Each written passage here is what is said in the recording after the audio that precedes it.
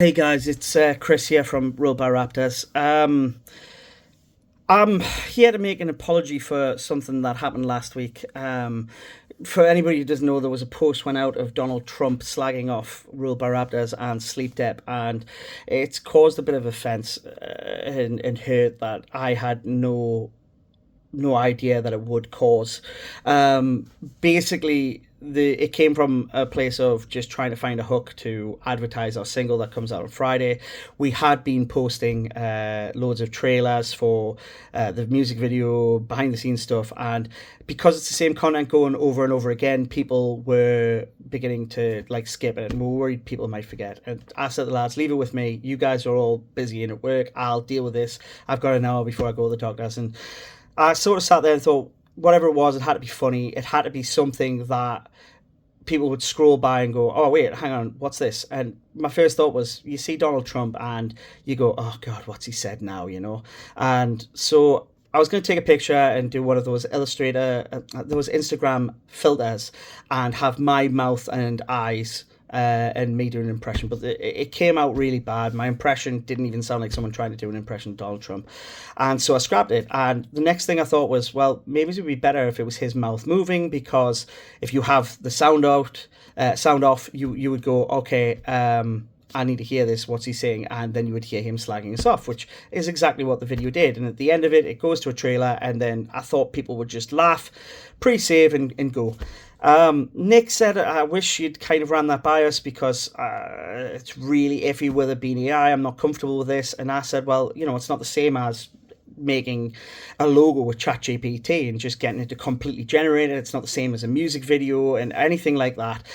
I don't know how it could offend anyone, but on the Friday, the day after, somebody pointed it out, and I thought, oh, I need to nip this in the bud now and kind of respond to it and say, look, this is my position on it. And it started to escalate, and by the end of the conversation, I had said, look, if I'm wrong, I'm wrong, and I hold my hands up. It's done now, but we won't post it again. And that's where I thought it kind of ended.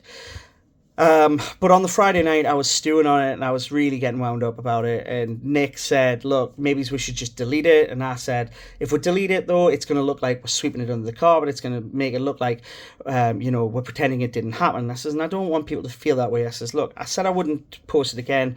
I says, if it's left there, they'll see it, and they'll see we've taken the criticism on board, and then not repost it. And I went to Slam Dunk Festival Saturday night, and on Sunday I stewed on it all weekend, and I talked to some friends who are musicians, and they were kind of like, yeah, it's sort of a grey area in this instance, but I don't like AI, so I would just advise avoiding it completely, give an inch, you take a mile with it. And I thought, yeah, okay, I need to come back. I need to apologise for this, and I need to delete it. So came back on the Monday, and there had been some people who'd messaged about it, and I was absolutely gutted. I didn't want to delete it straight away, because I didn't want it to go without an apology for it. I didn't want it to just look like we're just trying to make it disappear. So that's why I'm here. The lads had said maybe we should make a statement together. I said, well, this has nothing to do with you. You didn't do this. This was entirely me. I did it on my own back. I didn't foresee it being a problem. I didn't foresee it causing any offense. I didn't think that it was the same thing. I looked at it as being an Instagram filter type thing, where it's a little silly thing, a bit of a joke. People would laugh at it and move on.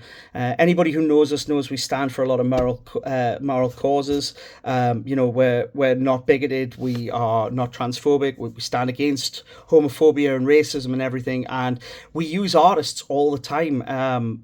Sarah Legend has done our merchandise artwork. Andy Pilkington he's done our album artwork.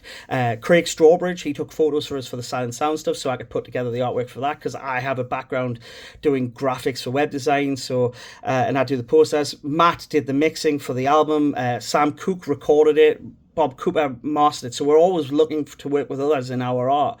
And the thought that anybody thinks that we're trying to avoid that's really, really devastating and gutting. And I feel awful that anyone feels disappointed by something that I just didn't think was a problem, and I am so unbelievably sorry and gutted, and I can only offer my apology and say that it won't happen again.